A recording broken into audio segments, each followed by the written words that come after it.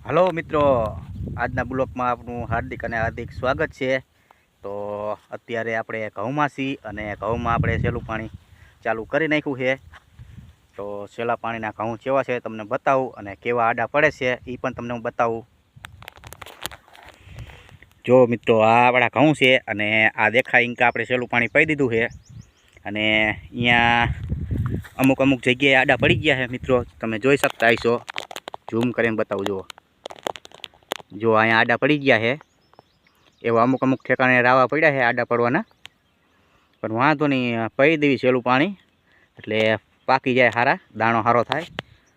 એને તો વાઢી નાખશું આડા પડીને થોડા ઘણા। જો મિત્રો, આ છે આપણા ઘઉં, આટલા બાકી રહ્યા છે પાવાના, એટલે આજ પાવાનું થઈ જશે ઘઉંનું પૂરું। હવે તમને બતાવું ધાણા કેટલા વઢાણા છે એ આપણા। તો હાલો મિત્રો, હવે આપણે ધાણા કોરા હાલ્યા જ આવી,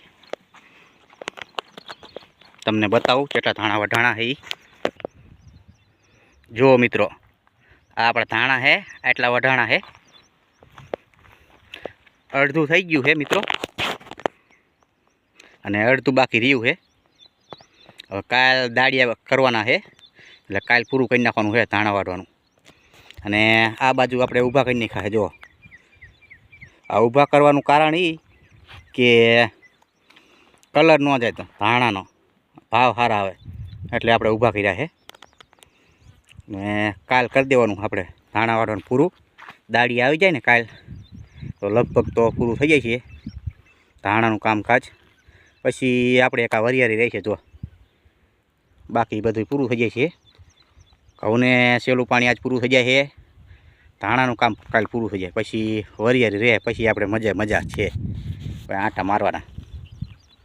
વરિયાળી એક પાવાનું રહેશે, બાકી કંઈ કામ રહેશે નહીં ધાણા કાઢી નાખ્યું એટલે। અને પૈસા પણ હાથમાં આવી જશે થોડા ઘણા।